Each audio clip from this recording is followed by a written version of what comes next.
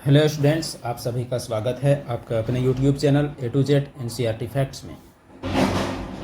तो जैसा कि आपको मालूम है, थंबनेल देख के आपको समझ में आ गया होगा कि हम लोग क्या पढ़ने वाले हैं। RRB NTPC topic wise previous year question GK का, जिसमें भारत के संविधान के 500 प्रश्न का एमसीक्यू का हम लोग शुरुआत किए थे, जिसका पार्ट 1, पार्ट 2, पार्ट 3 आपको चैनल में प्लेलिस्ट में एनटीपीसी प्रीवियस ईयर जीके के नाम से आपको मिल जाएगा।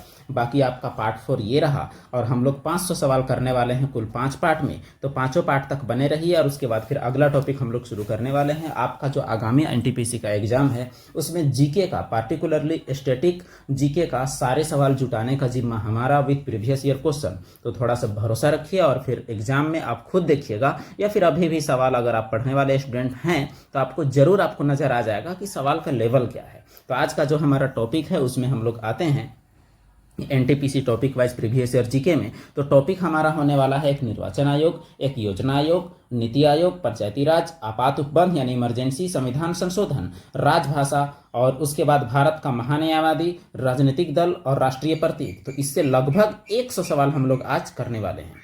तो इतना सवाल आपके लिए काफ़ी हेल्पफुल साबित होगा। तो अभी तक अगर आप चैनल में नए हैं तो ज़रूर आप चैनल को सब्सक्राइब करें, वीडियो को लाइक और शेयर करते हुए वीडियो को देखना ना भूलें। पूरा आप ज़रूर देखिए और इसे आप रिवीजन के तौर पर आप यूज कर सकते हैं, क्योंकि यह कॉन्सेप्ट बिल्डिंग क्लास नहीं है, यह आपका एग्जाम के लिए प्रीवियस ईयर क्वेश्चन का एक सीरीज का है, जिसमें आपको बहुत ज़्यादा मदद मिलेगा आगामी एग्जाम में। तो जो पहला सवाल है आपका वो क्या है, क्वेश्चन नंबर 298। बाकी आपका 297 तक पिछले वीडियो में आपको मौजूद मिलेगा। सवाल यहाँ कहता है कि संसद और प्रत्येक राज्य के विधानमंडल के सभी चुनावों के लिए, राष्ट्रपति और उपराष्ट्रपति के पदों के चुनावों के लिए मतदाता सूची तैयार करने की भूमिका का निर्वहन कौन करता है। देखिए यहां आपको इतना याद रखना है, वोटर लिस्ट कौन बनाता है, बस यही बात।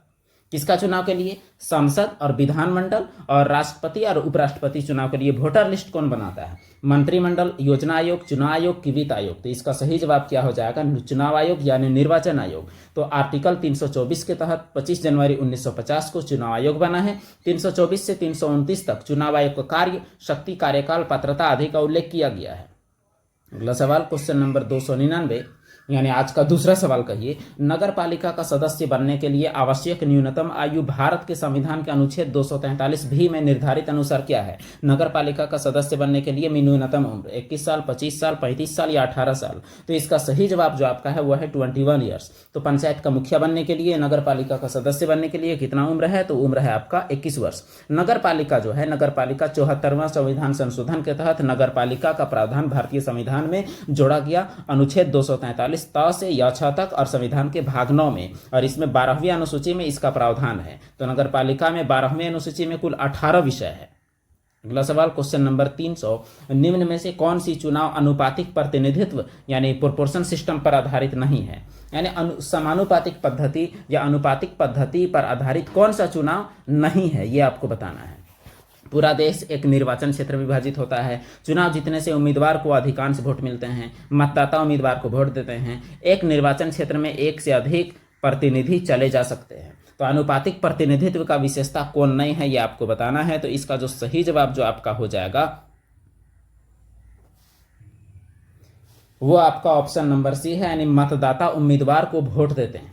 तो ऐसा है कि अनुपातिक प्रतिनिधित्व में मतदाता उम्मीदवार को वोट नहीं देते बल्कि पार्टी को वोट देते हैं। इसमें क्या होता है इसको आप थोड़ा सा समझिए। जब भी अनुपातिक प्रतिनिधित्व का बात आता है तो मान के चलिए कि देश में 2 पार्टियां होंगी, एक आपका बीजेपी होगा और एक आपका इंडियन नेशनल कांग्रेस होगा। तो बात यह है कि जैसे आपका 500 सीट है तो 500 सीट में वोट जो पड़ेगा वो 2 ही पार्टी को पड़ेगा। अब मान के चलिए 60% वोट पड़ा आपका बीजेपी को और 40% अगर पड़ा आपका कांग्रेस को, तो सीटों का बंटवारा इसको 60% मिलेगा, इसको 40% मिलेगा। यानी उम्मीदवार को वोट नहीं मिलेगा बल्कि वोट मिलेगा आपको पार्टी को, कोई उम्मीदवार का नहीं, बीजेपी और कांग्रेस, ऐसा वाला सिस्टम रहेगा। तो बात यह है कि अनुपातिक पद्धति का विशेषता वही है। तो इसमें कहता है कि मतदाता उम्मीदवार को वोट देते हैं, यही बात तो गलत है। मतदाता उम्मीदवार को नहीं, पार्टी को वोट देते हैं। अगला सवाल, राज्य चुनाव आयुक्त की नियुक्ति कौन करता है। तो चुनाव आयुक्त 2 प्रकार के, एक केंद्र चुनाव आयुक्त, एक राज्य चुनाव आयुक्त। तो राज्य चुनाव आयुक्त नियुक्ति कौन करेगा ये आपको बताना है। मुख्य चुनाव आयुक्त, मुख्यमंत्री, राष्ट्रपति या राज्यपाल। तो इसका सही जवाब हो जाएगा आपका राज्यपाल। राज्य चुनाव आयुक्त का नियुक्ति कौन करता है, भारतीय संविधान का अनुच्छेद 243 के तहत जो स्टेट इलेक्शन कमिश्नर का जो गठन हुआ है तो इसका चुनाव आयुक्त का नियुक्ति राज्यपाल करता है। अगला सवाल, भारत के मुख्य चुनाव आयुक्त और चुनाव आयुक्तों की नियुक्ति कौन करता है? भारत के उपराष्ट्रपति, मुख्य न्यायाधीश, प्रधानमंत्री या राष्ट्रपति? तो सही जवाब हो जाएगा आपका राष्ट्रपति। तो भाग 15 के अनुच्छेद 324 से 329 में निर्वाचन के बारे में है और उसमें आपका कौन बहाली कर सकता है? तो भारत के राष्ट्रपति बहाली करेंगे मुख्य चुनाव आयुक्त का।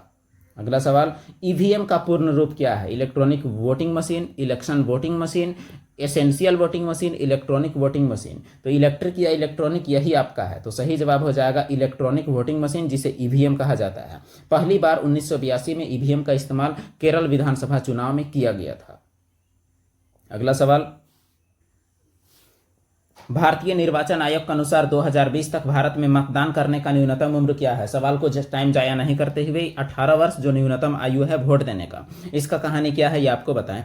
61वां संविधान संशोधन जो 1988 में हुआ, जो कि 23/3/1989 में प्रभावित हुआ, उस दौरान तक वोट देने की उम्र 21 साल था। फिर कर दिया गया 18 वर्ष। और राष्ट्रीय मतदाता दिवस 25 जनवरी को मनाते हैं क्योंकि 25 जनवरी 1950 को निर्वाचन आयोग का गठन हुआ था। अगला सवाल, भारत का प्रथम चुनाव आयुक्त कौन था? तो सुकुमार सेन, नागेंद्र सिंह, टीएन शेषन या आरवीएस परिशास्त्री? तो सही जवाब हो जाएगा आपका सुकुमार सेन। सुकुमार सेन जो आपका पहला चुनाव आयोग जो बना उसका पहले आयुक्त थे, जिनका कार्यकाल 1950 से 1958 तक था। और वर्तमान में चुनाव आयुक्त कौन है? तो राजीव कुमार है। चुनाव आयुक्त जो होता है उसका नियुक्ति कौन करता है? तो राष्ट्रपति करता है। अगला सवाल, भारतीय चुनाव आयोग की स्थापना कब की गई? ऊपर आपको बताया गया था 25 जनवरी 1950, इसलिए बढ़ते हैं आगे। तो ये आपका 25 जनवरी 1950, आर्टिकल 324 से 329 तक 25 जनवरी 1950। यह एक संवैधानिक निकाय है। अगला सवाल, नोटा यानी नॉन ऑफ द एबव विकल्प को कब भारतीय मतदान प्रणाली के एक हिस्से के रूप में शामिल किया गया? तो आपको किसी को वोट नहीं देना है तो नोटा जो है कब शामिल किया गया? 2014, 13, 15 या 19? तो सही जवाब जो हो जाएगा वो आपका हो जाएगा ऑप्शन नंबर बी, यानी 2013 में सबसे पहले ये चीज लाया गया छत्तीसगढ़ में। और अगर लोकसभा चुनाव की बात किया जाए तो लोकसभा अगर बोला जाता तो आपका 2014 होता। अगर लोकसभा बोला जाता तब 2014 होता, अदरवाइज 2013 आपका राइट आंसर है। भारत के मुख्य चुनाव आयुक्त का कार्यकाल कितना होता है? तो जो मुख्य चुनाव आयुक्त वर्तमान में जैसे राजीव कुमार हैं तो इनका कार्यकाल बताना है। तो 5 या 65 जो पहले हो, 6 या 70 जो पहले हो, 6 या 65 जो पहले हो, 4 या 60 जो पहले हो? तो इसका सही जवाब आपका हो जाएगा 6 या 65 जो भी पहले हो। 6 साल या 65 साल जो पहले होगा वही है। तो वर्तमान निर्वाचन आयुक्त कौन है? राजीव कुमार, 25वां है। अब 6 या 65 का मतलब थोड़ा सा आपको समझना चाहिए। मान के चलिए कोई आदमी है, वो 60 साल में चुनाव आयुक्त बनता है, तो उसका तो और 5 साल में हो जाएगा वो 65, तो इसका मतलब 5 साल में वो रिटायर हो जाएगा। और मान के चलिए कोई 50 साल में बनता है, तो 50 साल में अगर बन रहा है तो 65 जाते जाते तो 15 साल लगेगा, तो उसके लिए 6 साल में यानी 56 साल में वो रिटायर हो जाएगा। तो जो पहले पूरे, 6 पूरे या 65 पूरे। भारतीय निर्वाचन आयोग के अनुसार राजनीतिक दल चुनाव वर्ष किस अवधि में अपना घोषणा पत्र जारी नहीं कर सकते?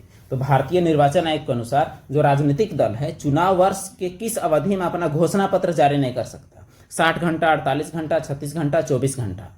तो इसका सही जवाब जो आपका है वो क्या है? 48 घंटा। 48 घंटे की अवधि यानी चुनाव से 48 घंटे पहले कोई भी अपना घोषणा पत्र जारी नहीं कर सकते। और भारतीय संविधान का आर्टिकल 15 में 324 भाग 15 में 324 से 329 तक निर्वाचन आयोग का बात है। अच्छा, यहाँ सवाल क्लियर आपका नहीं बोला है किस प्रकार से, ये इंग्लिश में क्लियर होगा, लेकिन यहाँ आप यही समझिए कि कोई भी राजनीतिक दल चुनाव होने से 48 घंटे पहले से अपना प्रचार को बंद कर देना पड़ेगा। स्वतंत्र भारत का प्रथम आम चुनाव कब हुआ? 1950, 51, 52, 47, 48, 53? तो इसका सही जवाब हो जाएगा आपका 1951-52 में पहली बार आम चुनाव हुआ था। भारतीय निर्वाचन आयोग निम्नलिखित में से किस चुनाव प्रक्रिया के प्रशासन के लिए जिम्मेवार नहीं है?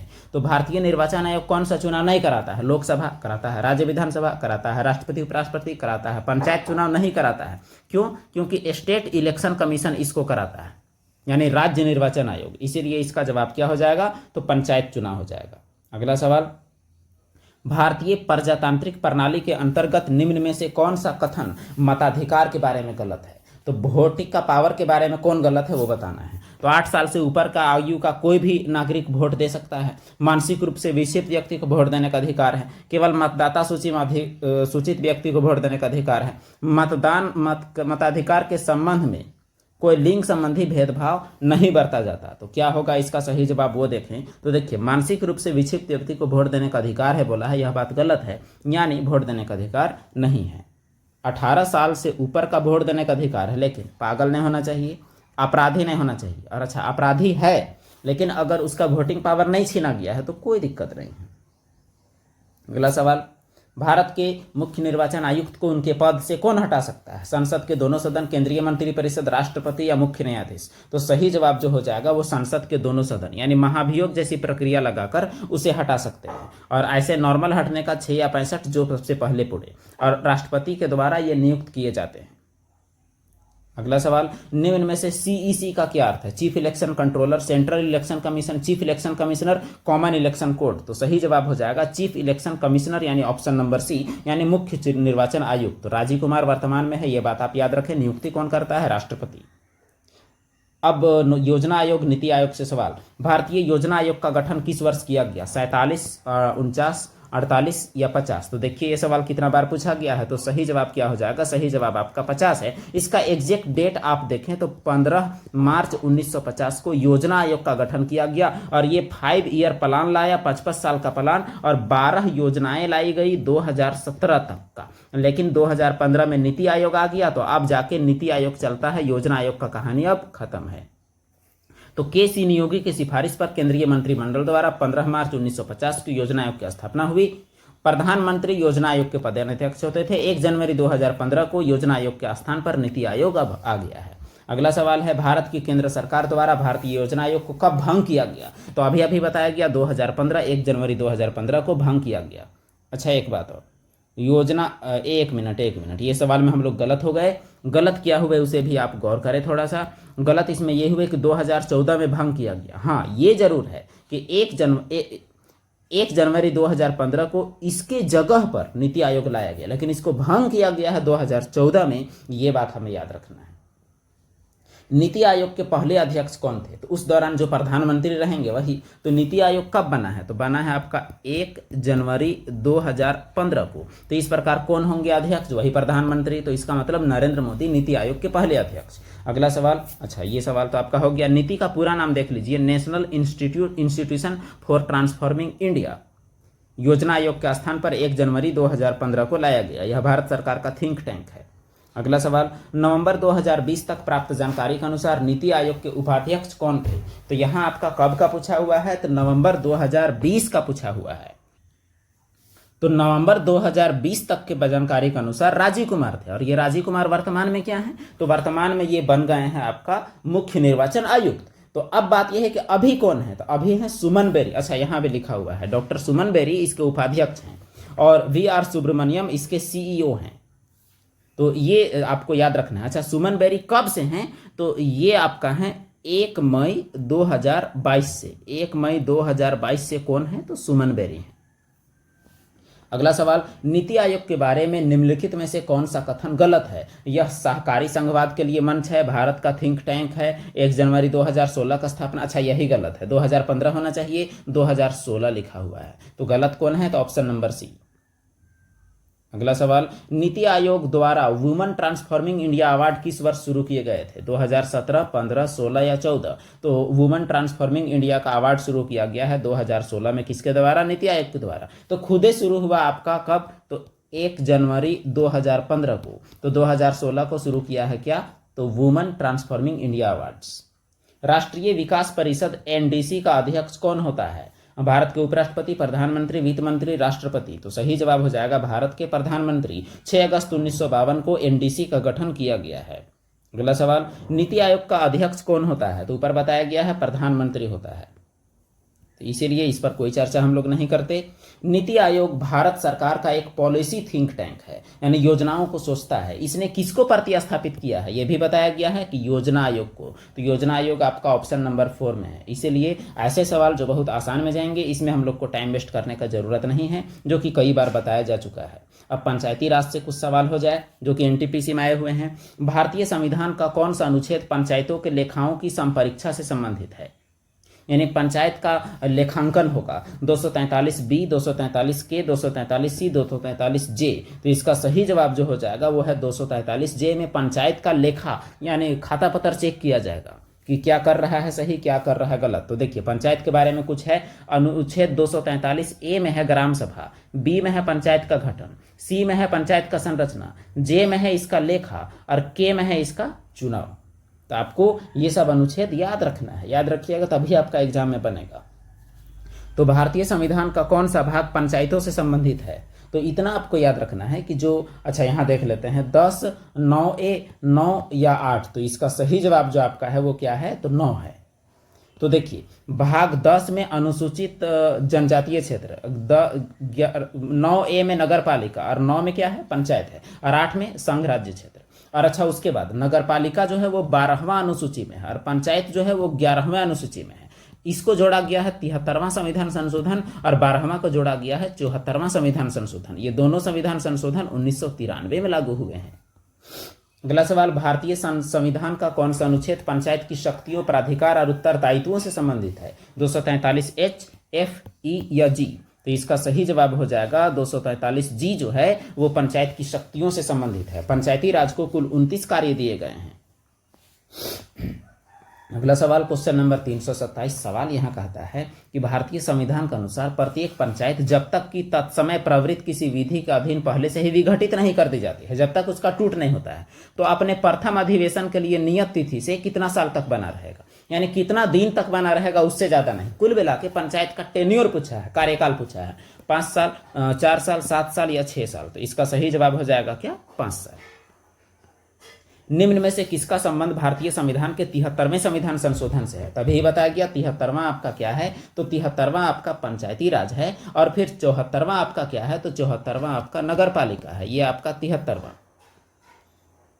तो ये तो आपका हो गया है। अगला सवाल, भारतीय संविधान का किस संशोधन द्वारा भारतीय संविधान में भाग 9 जोड़ा गया? तो तभी ही आपको बताया गया कि भाग 9 कौन से संविधान में जोड़ा गया है? तो 73वां में जोड़ा गया है, इसीलिए आपका ऑप्शन नंबर डी होगा। हालांकि यह 92 में यह संविधान संशोधन हुआ, लेकिन लागू हुआ है आपका 93 में। इसमें कुल 29 विषय हैं और कौन सा अनुसूची जोड़ा गया? तो 11वीं अनुसूची जोड़ा गया। निम्न में से किस चुनाव में महिलाओं के लिए 1/3 यानी 33% सीट आरक्षित है? तो पंचायती राज, विधानसभा, राज्यसभा, लोकसभा। यह बात कहाँ है? तो पंचायती राज में है। और एक बात, झारखंड में 50% सीट महिलाओं के लिए आरक्षित है पंचायती राज में। यह भी एक बड़ा उपलब्धि है। तो इसका जवाब क्या हुआ? तो पंचायती राज।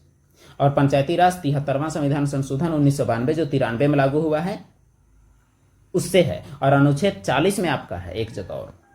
भारतीय राजनीतिक प्रणाली के तहत इनमें से किसमें महिलाओं के लिए आरक्षण की व्यवस्था की गई है? लोकसभा, राज्य विधानसभा, पंचायती राज, राज्यसभा। तो ऊपर ही सवाल था, तो पंचायती राज में महिलाओं के लिए विशेष आरक्षण की बात की गई है। तो यह बात पंचायती राज में है। अच्छा, यह पंचायती राज में आपका अनुच्छेद 243 घ पंचायत में और 243 न नगर पालिका में महिलाओं के लिए 33% सीट आरक्षित है। 73वां 74वां संविधान संशोधन क्रमशः पंचायत और नगर पालिका से संबंधित है। अनुच्छेद 243C किससे संबंधित है? 6 साल से कम उम्र के बच्चों का देखभाल, संघ का नाम, प्राण और दैहिक आजादी, पंचायत का संरचना। तो पंचायत का संरचना है, क्योंकि पंचायत से संबंधित 243 है, तो वही भर आपका मैच कर रहा है। तो 24 अप्रैल को पंचायती राज दिवस मनाया जाता है। क्यों? क्योंकि 24 अप्रैल 1993 को 73वां संविधान संशोधन लागू हुआ था संविधान का भाग 9 के तहत, और 243C में ग्राम पंचायतों की संरचना की चर्चा की गई है। अगला सवाल, किस समिति की रिपोर्ट में भारत में 3 टियर पंचायती राज प्रणाली का अनुशंसा की गई थी? तो भारत में भी जो त्रिस्तरीय पंचायती राज है, एक आपका ग्राम लेवल में, एक आपका ब्लॉक लेवल में, एक आपका डिस्ट्रिक्ट लेवल में। तो बात यह है कि त्रिस्तरीय कोई कमेटी की सिफारिश पर है। शाहनवाज समिति, सच्चर समिति, अशोक मेहता, बलवंत राय मेहता। तो सही जवाब जो आपका हो जाएगा वो बलवंत राय मेहता समिति की सिफारिश पर 3 लेवल का सिस्टम है। ये 1956 में बलवंत राय मेहता समिति का गठन किया था, जो रिपोर्ट दिया है 1958 आसपास में। और 1958 में जो रिपोर्ट जो आया उसी से 3 टियर पंचायती राज का निर्माण हुआ और पहला पंचायत भारत में 2 अक्टूबर 1959 को प्रधानमंत्री नेहरू द्वारा राजस्थान के नागौर जिले में पंचायती राज की शुरुआत की गई और दूसरा इसी साल 11 अक्टूबर को आंध्र प्रदेश में शुरू किया गया। एक 2 अक्टूबर और एक 11 अक्टूबर, तो 2 में 9 जोड़िए, 9 2 11, यही आपको याद रखने का एक ट्रिक है। दोनों 1959 में, पहला राजस्थान का नागौर और फिर दूसरा आपका कहाँ है तो आंध्र प्रदेश में। अगला सवाल, पंचायती राज संस्था की स्थापना करने वाला पहला भारतीय राज्य कौन सा था? तो अभी अभी बताया गया राजस्थान का नागौर जिला, इसीलिए पहला 1 नंबर में आपका राजस्थान और 2 नंबर में आपका क्या होगा आंध्र प्रदेश।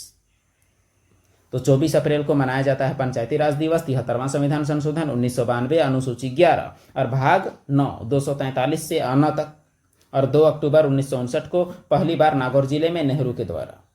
बार बार एक ही चीज़ बोला जा रहा है ताकि आपका दिमाग में बैठ जाए। कोई हाल में आपका गलती एग्जाम में नहीं होना चाहिए और हर हाल में आपका जीके जो 40 जो जीके है उसमें 30 प्लस आपका सही होना चाहिए। करेंट का वेटेज अगर 7 भी रहे, 7 6 भी रहे, तब भी आपका सही इधर रहेगा, तभी आप जीत पाइएगा। भारतीय संविधान के अनुसार पंचायत का सदस्य होने के लिए आवश्यक आयु कितनी है? तो शुरू में नगर पालिका का बात था, अभी पंचायत है, तो आयु कितना होगा? 21 साल ही होगा, क्योंकि शुरू जो था नगर पालिका पंचायत दोनों का आपका सेम है और पंचायत का कार्यकाल 5 साल होता है और अगर 5 साल से पहले विघटित हुआ तो 6 महीना के अंदर चुनाव कराना अनिवार्य होता है।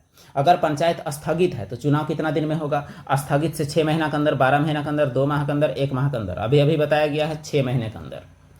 लोकतंत्र और विकास के लिए पंचायती राज संस्थाओं की पुनः स्थापना के लिए राजीव गांधी द्वारा 1986 में गठित समिति का नाम बताइए। यानी पंचायती राज के लिए राजीव गांधी 1986 में जो कमेटी बनाया उसका नाम बताना है। Ashok Mehta, L M Singhvi, GV Rao या बलवंत राय मेहता? तो सही जवाब हो जाएगा LM सिंघवी समिति। अब बाकी समितियों का बात किया जाए तो बलवंत राय मेहता समिति 1956 में बना है, अशोक मेहता समिति 1977 में बना है, LM सिंघवी समिति 1986 में बना है। यही आपसे पूछा गया था। अगला सवाल, क्वेश्चन नंबर 338, हरियाणा पंचायती राज संशोधन बिल 2015 के अनुसार पंचायती राज इंस्टीट्यूशन यानी पंचायती राज प्रणाली चुनावों में उम्मीदवारों का न्यूनतम योग्यता क्या है? यानी हरियाणा में न्यूनतम योग्यता क्या है? उच्च माध्यमिक, मैट्रिक या कोई शैक्षणिक योग्यता नहीं, केवल 21 वर्ष या स्नातक। तो इसका सही जवाब क्या हो जाएगा? ऑप्शन नंबर बी यानी मैट्रिक। तो ये पहली बार ही एक तरह से कह सकते हैं कि पंचायत में खड़ा होने के लिए कम से कम मैट्रिक तो मांगा गया है। तो यह एक अच्छा बात है।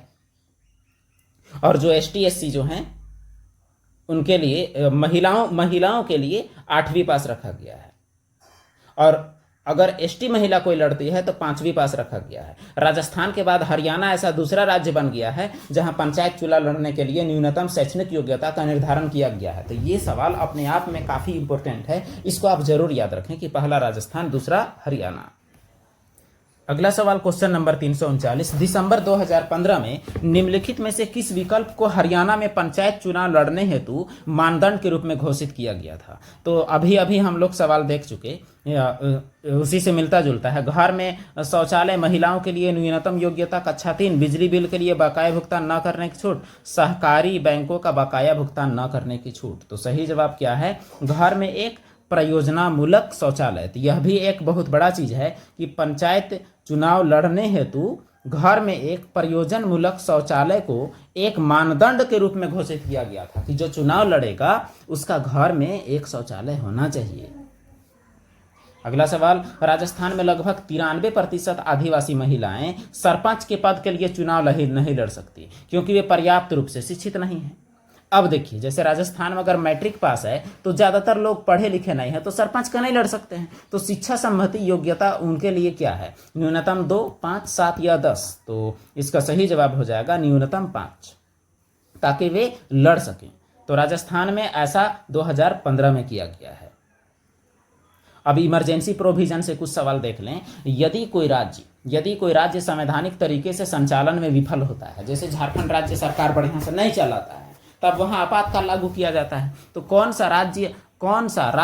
राज्य आपातकाल की घोषणा कर सकता है? महान्यायवादी, CJ यानी सुप्रीम कोर्ट का मेन जज, राष्ट्रपति या उस राज्य का राज्यपाल? तो सही जवाब क्या हो जाएगा? तो राष्ट्रपति हो जाएगा। लेकिन राष्ट्रपति को सिफारिश कौन करेगा?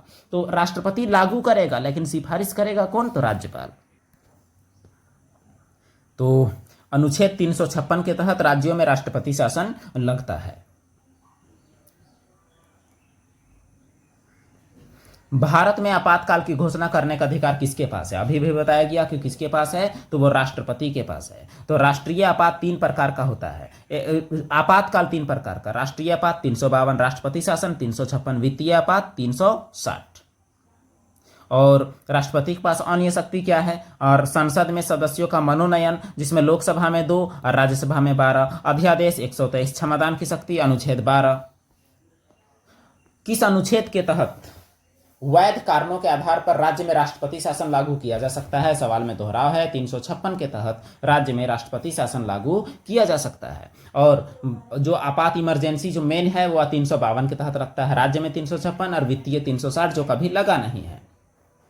भारतीय संविधान के किस अनुच्छेद में वित्तीय आपातकाल से संबंधित चर्चा है? 360 अभी अभी बताया गया है, इसमें चर्चा की कोई जरूरत नहीं है, आज तक कभी लगा नहीं है, यह भी बात बता दिए हैं। अब संविधान संशोधन। भारतीय संविधान में संशोधन करने की संसद की शक्ति कौन से अनुच्छेद में है? 368, 395, 252, 360। तो संविधान संशोधन की शक्ति 368 में है, और यह 368 जो है भाग 20 में है 368। और संविधान संशोधन का 3 तरीका है: साधारण बहुमत, विशेष बहुमत, या विशेष बहुमत और आधे से ज्यादा राज्य का समर्थन। यह संविधान संशोधन का तरीका है।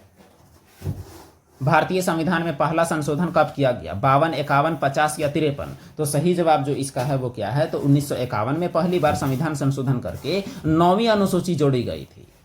तो संविधान, मूल संविधान में 8 अनुसूची था, तो 9वीं अनुसूची जो भूमि सुधार से संबंधित थी वो जोड़ी गई थी। अगला सवाल है क्वेश्चन नंबर 347।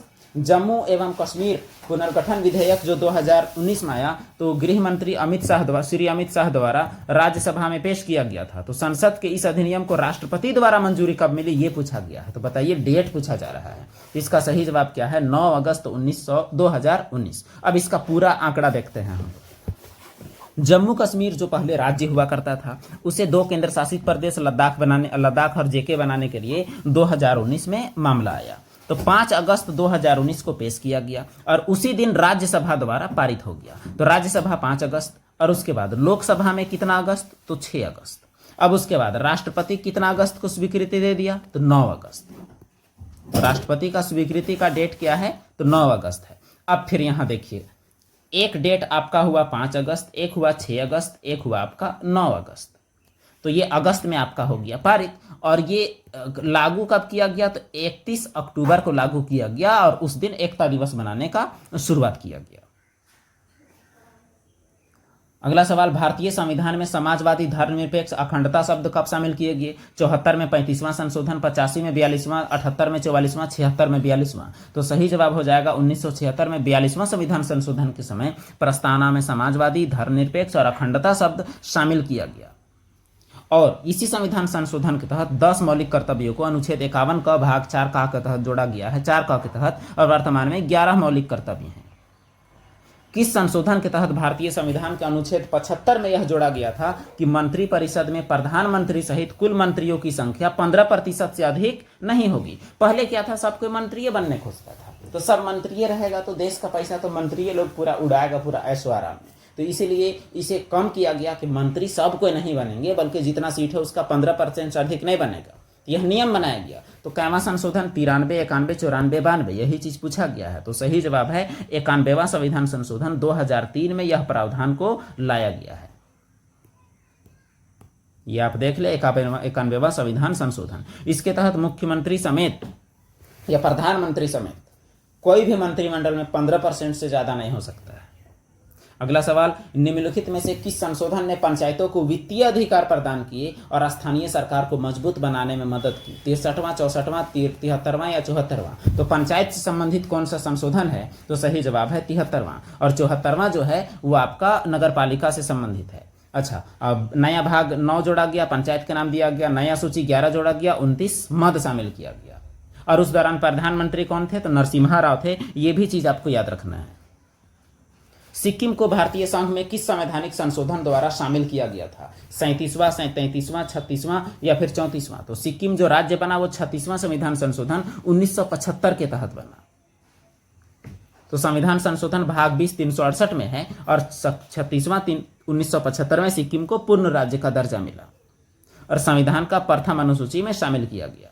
अगला सवाल, 1987 में किस संवैधानिक संशोधन के तहत गोवा के विधानसभा युक्त मुक्त पूर्ण राज्य बनाया गया, यानी गोवा को पूरा राज्य बनाया गया और दमन दीव को केंद्र शासित बनाया गया। कैवा संशोधन 56, 55, 52 या 57। तो इसका सही जवाब हो जाएगा 56वां संशोधन 1987 का अंतर्गत गोवा को 30 विधानसभा सदस्यों के साथ पूर्ण राज्य का दर्जा दिया गया और दमन दीव को केंद्र शासित बनाया गया। हालांकि अब दादर नगर हवेली और दमन दीव को मिलाकर एक केंद्र शासित प्रदेश है और यही कारण है कि अब केंद्र शासित प्रदेश 8 और स्टेट कितने हैं, तो 28।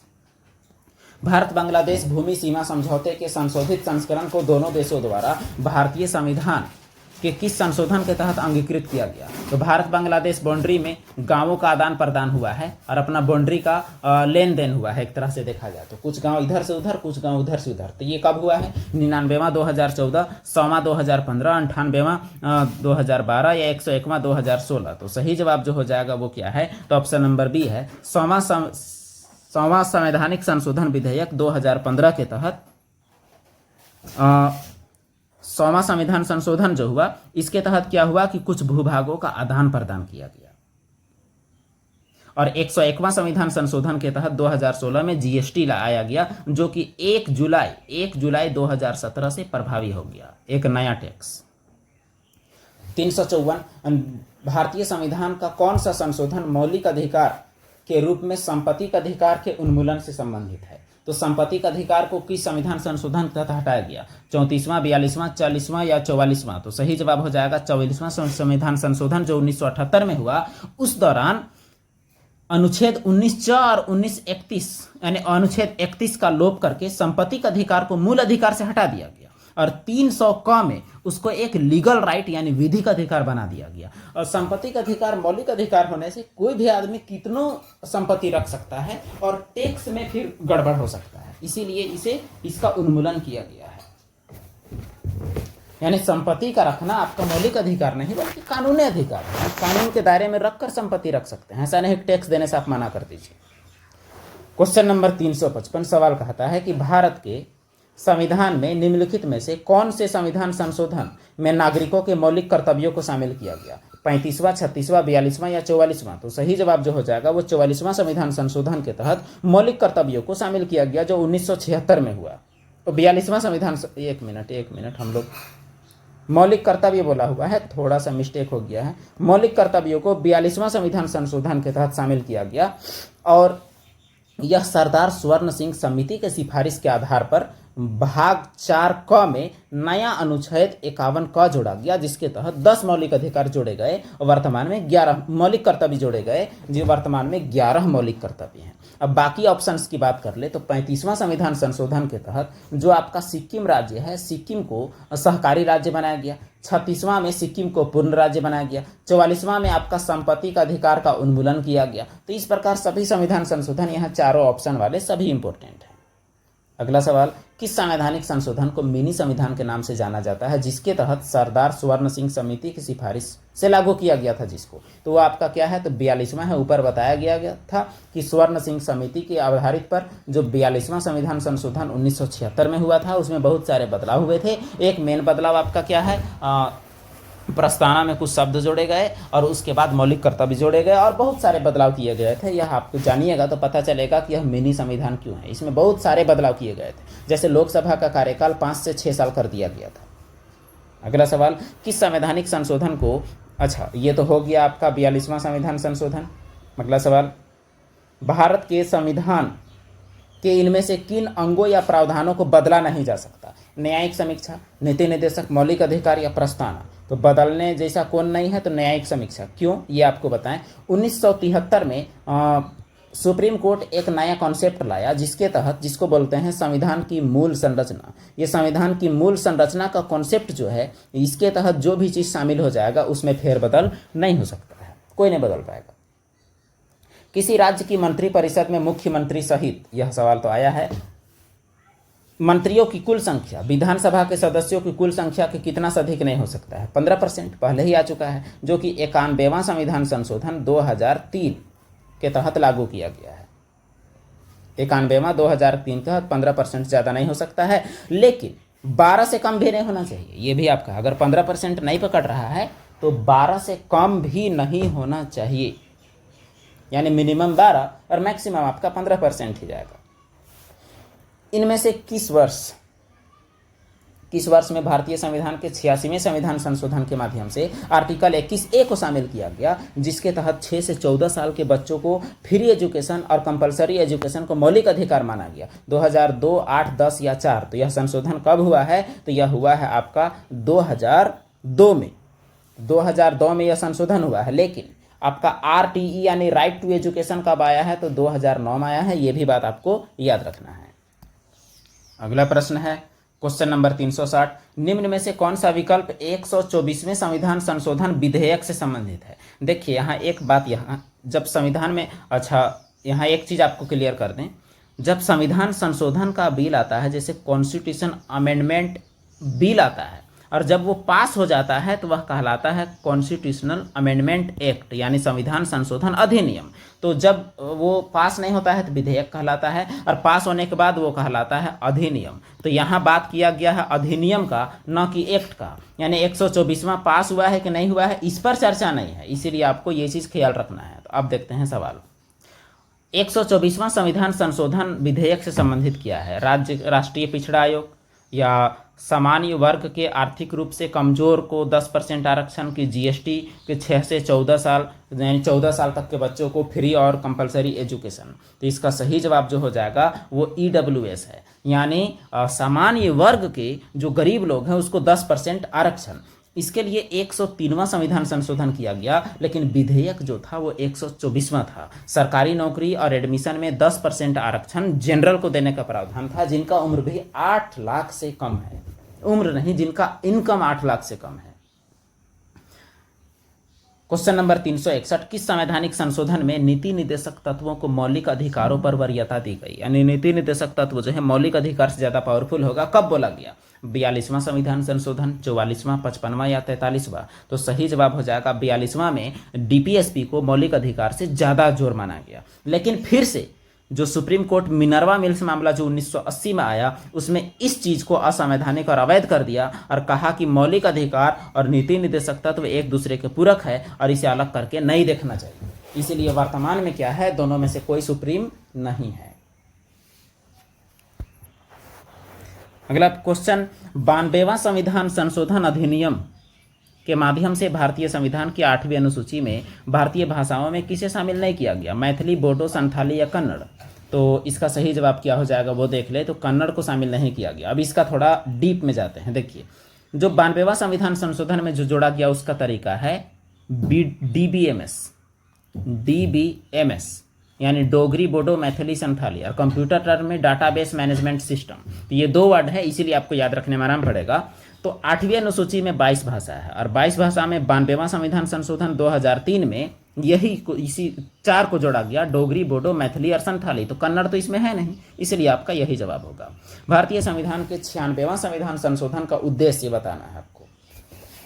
उड़िया के स्थान पर ओडिया, राष्ट्रीय न्यायिक नियुक्ति आयोग गठन, लोकसभा विधानसभा में ST/SC का आरक्षित सीटों की संख्या में विस्तार, विरोधी दल बदल कानून के सख्तीकरण हेतु मंत्रिमंडल के आकार को 15% तक सीमित रखना। अच्छा, ये चीज़ को पहले समझते हैं। मंत्री बनने के लालच में लोग दल बड़ी बदलते थे, इसलिए भी ऐसा किया गया। अब देखते हैं 96वां संविधान संशोधन क्या है। तो यह है आपका उड़िया के स्थान पर ओडिया शब्द का प्रयोग। 96वां संविधान संशोधन का उद्देश्य है। अगला सवाल, मई 2015 तक संविधान में संशोधनों की संख्या कितनी है, ये आपको बताना है। यहाँ मई 2015 तक, देखिए ये सवाल आपका 2016 में पूछा हुआ है, और अभी संविधान में संशोधन की संख्या कितना है? तो 106 है। और उस दौरान तक कितना हुआ था? तो उस दौरान तक ऑप्शन नंबर सी यानी आपका 100 हुआ था। तो खैर बहरहाल अभी का आपको याद रखना है। अच्छा, 2022 तक की जानकारी के अनुसार 105 संशोधन हो चुका है, लेकिन ये महिला वाला जो है आपका उसके लगाकर आपका 106 आप मान सकते हैं। अगला सवाल, संविधान का कौन सा संशोधन सरकार में निजी उच्च शिक्षा संस्थानों में OBC के लिए 27% आरक्षण है? 91, 92, 93 या 94? तो सही जवाब जो हो जाएगा वह है 93वां संविधान संशोधन में OBC को 27% आरक्षण की बात की गई है। संविधान का 99वां संविधान संशोधन किसके बारे में है? GST, न्यायिक नियुक्ति, हैदराबाद कर्नाटक क्षेत्र के विकास के लिए कदम उठाने के लिए कर्नाटक के राज्यपाल को सशक्त बनाना या भारत बांग्लादेश के बीच भूमि सीमा पर समझौता। तो सही जवाब हो जाएगा ऑप्शन डी, भारत और बांग्लादेश के बीच में आपस में भूमि का जो आदान प्रदान हुआ वह 99वां संविधान संशोधन के तहत हुआ। अच्छा, 1 मिनट हो गए आपका। ये 99 वाला में जो है वो आपका ये है राष्ट्रीय न्यायिक नियुक्ति, और ये जो भारत बांग्लादेश वाला आपका 100वां संशोधन है। ये हम लोग से गड़बड़ी हुआ है। 100वां संशोधन आपका भारत बांग्लादेश, और 99 वाला है राष्ट्रीय न्यायिक नियुक्ति आयोग की स्थापना। अब इसमें क्या है ये बताते हैं। राष्ट्रीय न्यायिक नियुक्ति आयोग यानी एनजैक की स्थापना, इसके तहत क्या है कि सुप्रीम कोर्ट भारतीय संविधान का संरक्षक है और यह भारतीय संसद कानून की व्याख्या करने वाला सबसे बड़ा अभिकरण है। 14 अक्टूबर 2015 को मुख्य न्यायाधीश जे.एस. खेयर की अध्यक्षता वाली पीठ ने राष्ट्रीय न्यायिक नियुक्ति आयोग अधिनियम 99वां संविधान संशोधन अधिनियम को रद्द कर कॉलेजियम प्रणाली को पुनः बहाल कर दिया। यानी इसका मतलब ये हुआ कि इससे संबंधित है बोला, तो अब फिर से कॉलेजियम प्रणाली जो आ गया वो किससे है, तो 99वां संविधान संशोधन में आपका एनजैक था, लेकिन 2015 में आपका फिर से क्या हो गया कि फिर से आपका कॉलेजियम आ गया। तो एनजैक तो अच्छा था, लेकिन फिर से आपका फिर से कॉलेजियम सिस्टम आ गया है। अब राजभाषा से संबंधित कुछ सवाल। निम्न में से कौन सी भाषा भारतीय संविधान की 8वीं अनुसूची का हिस्सा नहीं है? राजस्थानी, बोडो, पंजाबी या तमिल? तो सही जवाब हो जाएगा राजस्थानी। 2022 तक शामिल नहीं है क्योंकि 22 भाषा ही इसमें है। वर्तमान में 8वीं अनुसूची में कितनी भाषाएं हैं? तो जवाब है 22। टाइम वेस्ट नहीं करते हैं। अगला सवाल, संविधान का अनुच्छेद 348 के अनुसार भारत के उच्च न्यायालय में कार्यवाही के लिए किस भाषा का उपयोग करते हैं? अंग्रेजी या राज्य का राजभाषा, हिंदी या क्षेत्रीय भाषा? तो सही जवाब हो जाएगा वो आपका अंग्रेजी है। उच्च न्यायालयों में कार्यवाही के लिए अंग्रेजी का उपयोग किया जाता है आर्टिकल 348 के तहत।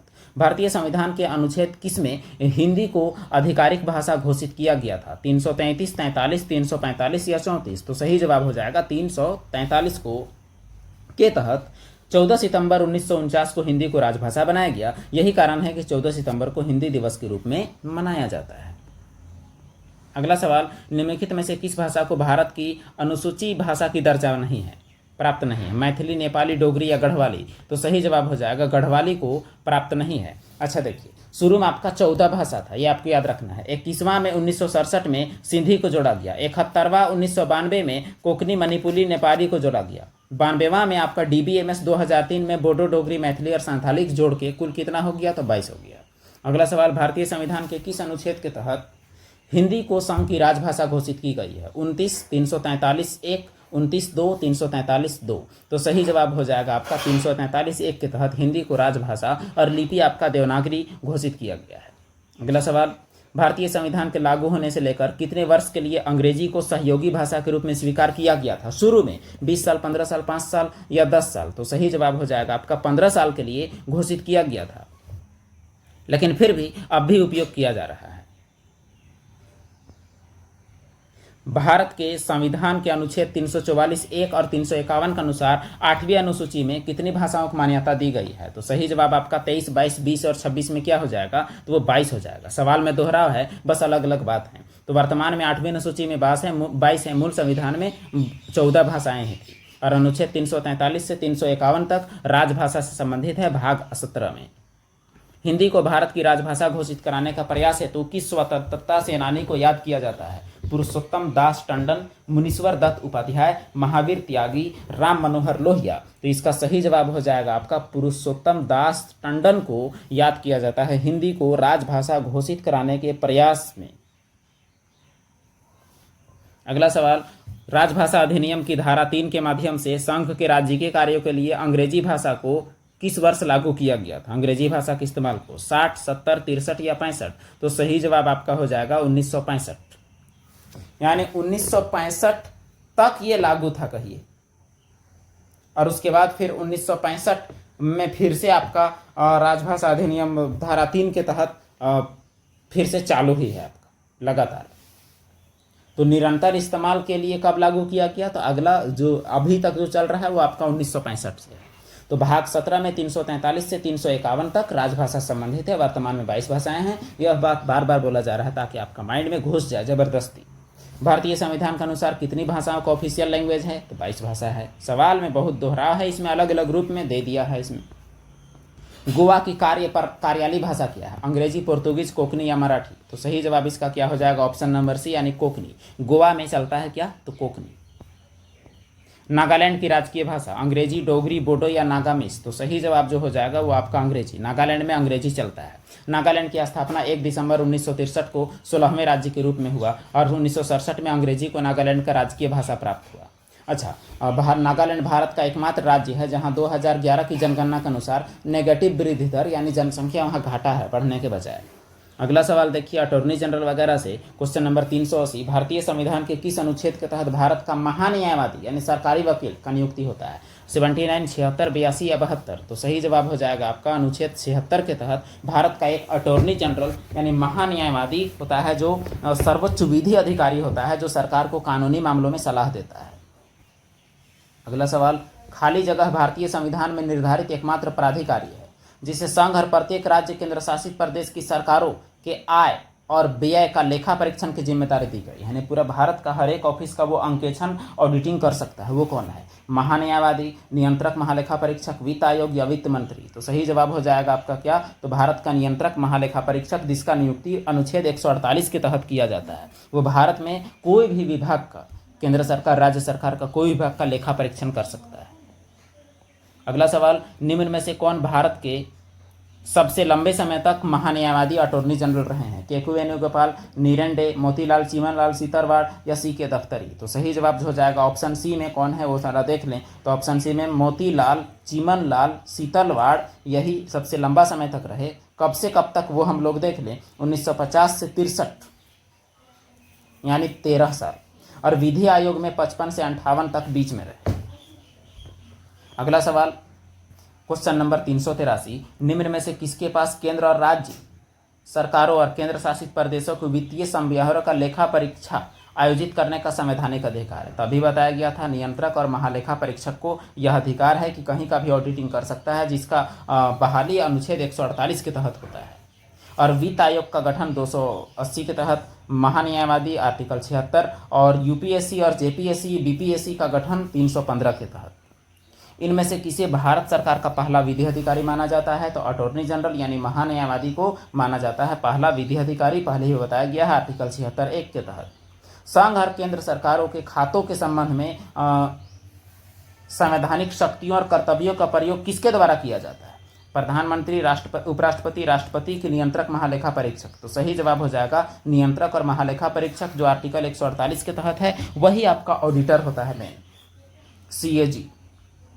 अगला सवाल, भारत के महान्यायवादी यानी अटॉर्नी जनरल ऑफ इंडिया के संबंध में कौन सा कथन गलत है? वह मंत्रिमंडल का सदस्य नहीं होता है और उन्हें भारत के सभी अदालतों में सुनवाई का अधिकार है, उन्हें संसद में वोट का अधिकार है, उन्हें संसद में बोलने का अधिकार है। तो देखिए, उन्हें संसद में वोट का अधिकार नहीं होता है, इसीलिए C नंबर गलत है। हाँ, एक वोट देने का अधिकार होता है, लेकिन कब? जब जरूरत हो वोट देने का, अगर जरूरी ना हो तो कोई मतलब नहीं होता है। भारतीय संविधान के अनुच्छेद 76 निम्न में से किससे संबंधित है? राष्ट्रपति, अटॉर्नी जनरल, उपराष्ट्रपति या महालेखा परीक्षक? तो सही जवाब हो जाएगा अटॉर्नी जनरल की नियुक्ति। और बाकी का नियुक्ति तो अलग अलग में होता है, जैसे CAG का आपका 148 में होता है, आपको हर हाल में याद रखना है। अगला सवाल, भारत का नियंत्रक महालेखा परीक्षक का कार्यकाल कितना साल होता है? 4 साल, 3 साल, 5 साल या 6 साल? तो सही जवाब आपका क्या हो जाएगा? तो 6 साल का इनका कार्यकाल होता है, 6 या 65 जो भी पहले हो, यानी सुप्रीम कोर्ट का जज जैसा। इनका हटाने की प्रक्रिया भी वैसा ही है, इनका बहाली राष्ट्रपति के द्वारा किया जाता है। अब राजनीतिक दल से कुछ सवाल हम लोग देख लें। कम्युनिस्ट इंटरनेशनल के नेतृत्व हेतु चयनित किए जाने वाले प्रथम भारतीय कौन थे? सुभाष चंद्र बोस, जवाहरलाल नेहरू, स्वामी विवेकानंद, मानवेंद्र नाथ राय? तो सही जवाब हो जाएगा MN रॉय यानी मानवेंद्र नाथ रॉय को कम्युनिस्ट इंटरनेशनल के नेतृत्व हेतु, यानी कम्युनिस्ट पार्टी जो इंटरनेशनल था उसका नेतृत्व के लिए इनको सबसे पहले चुना गया था। अच्छा, ये पार्टी का स्थापना 1919 में व्लादिमीर लेनिन के द्वारा की गई थी। अगला सवाल, कांशीराम किस राजनीतिक दल के संस्थापक थे, यानी स्थापना किसका किए थे? समाजवादी पार्टी, जनता दल यूनाइटेड या बसपा बहुजन समाज पार्टी जिसका मायावती अभी है मालकिन? तो सही जवाब हो जाएगा आपका क्या? तो बहुजन समाज पार्टी का स्थापना 1984 में कांशीराम ने की थी। इसका चुनाव चिन्ह हाथी है। वर्तमान में बसपा का अध्यक्ष कौन है? सुश्री मायावती। सुश्री मतलब इनका विवाह नहीं हुआ है, इसीलिए सुश्री लिखा गया है।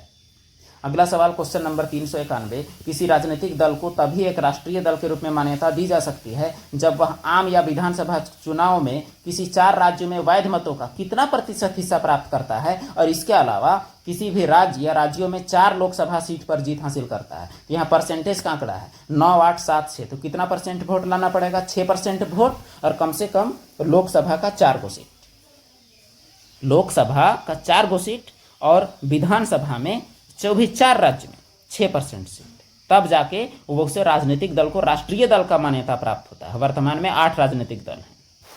अगला सवाल, अच्छा फिर से वही सवाल सेम आपका है, तो इसमें भी आपका क्या हो जाएगा? तो 6%। अच्छा एक मिनट, यहाँ सवाल आपका अलग है, सवाल पढ़ लेते हैं। सवाल कहता है किसी राजनीतिक दल को राष्ट्रीय पार्टी के रूप में मान्यता प्राप्त करने हेतु कम से कम 3 अलग अलग राज्यों में लोकसभा का कितना सीट जीतना अनिवार्य है? तो लोकसभा का यहाँ वोट का बात नहीं है, यहाँ सीट का बात है। 10%, 2%, 6%, 5%। तो सही जवाब हो जाएगा आपका 2%। तो सीट में 2% और वोट कितना? 6%। सीट 2%, वोट 6%, राज्य कैठो 4 गो और सीट कैठो तो 4 गो। यहाँ बहुत सारा यहाँ क्राइटेरिया है, तब जाके उसको मिलता है मान्यता राष्ट्रीय दल का। अब यहाँ आपको मिलान करना है। निम्नलिखित राजनीतिक दलों और उनके स्थापना वर्षों का मिलान करें। भारतीय राष्ट्रीय कांग्रेस, भारतीय जनता पार्टी, बहुजन समाज पार्टी, भारतीय कम्युनिस्ट पार्टी। तो चलिए थोड़ा मिलान करते हैं। तो जो राष्ट्रीय कांग्रेस है वो आपका 1885 का है, चलिए ठीक। भारतीय जनता पार्टी 1980 का है, बहुजन समाज पार्टी 1984 का है, तो कम्युनिस्ट पार्टी 1964 का है। ये आपको याद रखना है। अब इसमें आंसर आप देखिएगा तो ए का 3, तो ए का 3 आपका इसका अलावा सब में है। उसके बाद बी का आपका क्या हो रहा है? तो 1, तो बी का 1 ये दोनों में है। और उसके बाद सी का आप देखिए, सी का 4, तो सी का 4 केवल इसमें है, इसीलिए आपका ऑप्शन नंबर डी आपका सही जवाब हो जाएगा। अगला सवाल, मिजो नेशनल फ्रंट MNF के संस्थापक कौन थे? चांग बावला, लाल नून माविया, लालडेंगा या खुआंगचेरा? तो सही जवाब है ये लालडेंगा का पार्टी है, मिजो नेशनल फ्रंट लालडेंगा, आपको याद रखना है। वर्तमान में इसके अध्यक्ष कौन है? जोरमाथंगा। चुनाव चिन्ह क्या है? तो चुनाव चिन्ह टाइगर है। यह मिजोरम में सक्रिय पार्टी है। आम आदमी पार्टी का गठन किस साल किया गया? 2010, 11, 12 या 13? तो इसका सही जवाब हो जाएगा 2012 में आम आदमी पार्टी का गठन किया गया। आम आदमी पार्टी का अध्यक्ष मुख्यमंत्री, दिल्ली के पूर्व मुख्यमंत्री अरविंद केजरीवाल। अगला सवाल, द्रविड़ मुनेत्र कनगम यानी DMK की स्थापना किसने की? M Karunanidhi, MG Ramachandran, CN Annadurai या C राजगोपालाचारी? तो सही जवाब हो जाएगा CN अन्नादुराई के द्वारा द्रविड़ मुनेत्र कड़गम यानी द्रमुक पार्टी का स्थापना किया गया। इसका वर्तमान अध्यक्ष MK स्टालिन और इसका चिन्ह है उगता हुआ सूरज और ये पार्टी तमिलनाडु में सक्रिय है। अगला सवाल, यदि किसी राजनीतिक दल को 1 या अधिक राज्यों में मान्यता प्राप्त हो और राजनीतिक पार्टी के रूप में हो मान्यता प्राप्त, तो पूरे भारत का राष्ट्रीय पार्टी के रूप में उसे जाना जाएगा। अच्छा यहाँ सवाल क्या पूछ रहा है ये तो पता ही नहीं चल रहा है। अच्छा फिर से पढ़ लें। यदि किसी राजनीतिक दल को 1 या अधिक राज्यों में मान्यता प्राप्त हो जो राजनीतिक पार्टी के रूप में हो, तो उसे पूरे भारत में राष्ट्रीय पार्टी के रूप में जाना जाएगा। ये कोई सवाल, इसमें अंग्रेजी में आपका अलग होगा। अब यहाँ देखते हैं इसका एक्सप्लेनेशन। अच्छा इसमें आपका इसका अर्हता से है कि कब शामिल किया जाएगा, तो चलिए फिर से जान लेते हैं। कम से कम 4 राज्यों में 6% वोट, कम से कम राजनीतिक दल को 4 राज्य में राज्य स्तरीय दल के रूप में मान्यता। अच्छा तो कितना राज्य में उसको मान्यता प्राप्त होगा? तो 4 राज्य में, ये पूछा है। कम से कम 4 राज्य में अगर वो राजकीय पार्टी है तब उसको मान्यता प्राप्त हो सकता है। चलिए ठीक है। और इसी के साथ आज का हमारा सवाल होता है खत्म। तो और एक वीडियो में हम लोग कुल कर लेंगे लगभग 500 सवाल आपका पॉलिटी से। उसके बाद भी आपको मिलेगा बहुत खास सवाल, जैसे स्टैटिक जीके में आपको प्रमुख स्थल, प्रमुख व्यक्तित्व, कला संस्कृति सभी चीज़ों से मिलेंगे सवाल। तो तब तक के लिए बने रहें और अच्छे से रहें। बाकी लोगों को शेयर जरूर करें। धन्यवाद।